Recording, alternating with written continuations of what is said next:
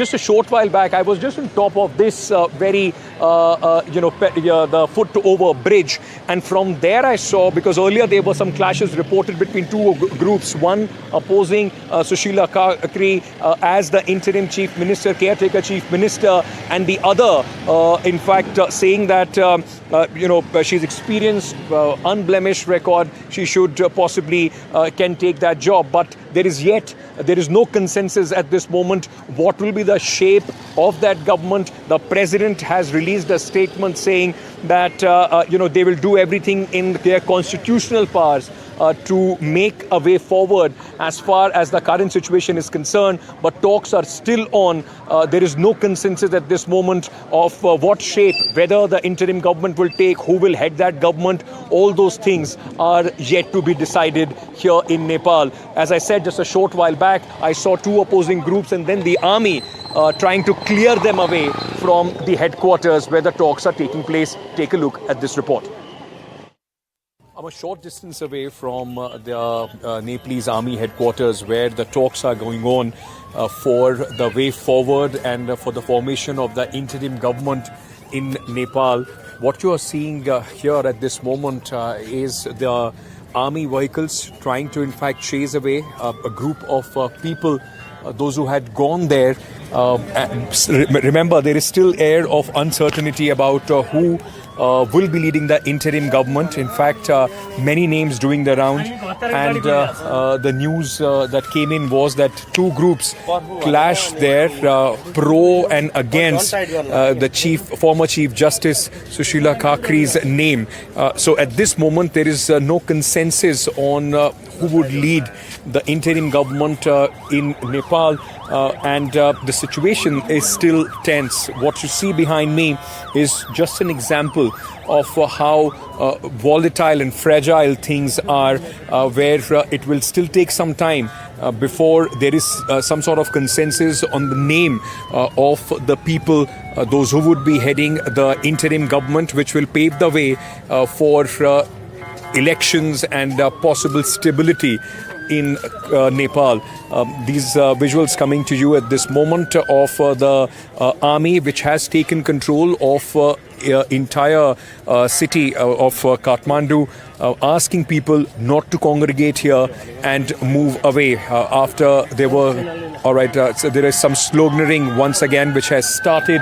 We will have to try and figure out which group is this, who are they supporting.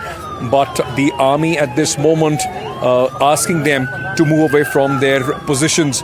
You'll see a lot of young people. This entire movement, what happened, the whole yearning for change has been led by young people. But this gives you a very clear sense of how fragile and difficult the road ahead for Nepal is going to be.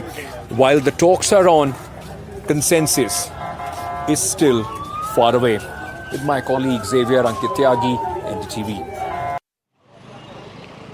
Right, so I was, this was the scene here where I'm standing just a short while back, where the army was chasing people away.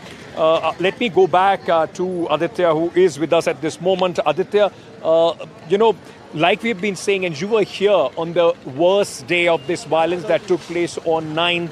And then, of course, things since yesterday, uneasy calm, but still there hasn't been, at least in Kathmandu, hasn't been any big incident of violence since yesterday. But this is a very fragile moment and fragile peace, isn't it?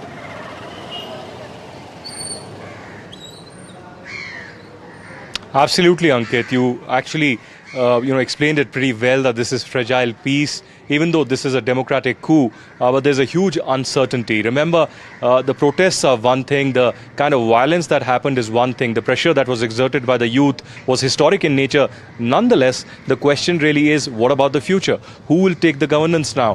Who are the leaders who will take part in this entire process and become the interim government?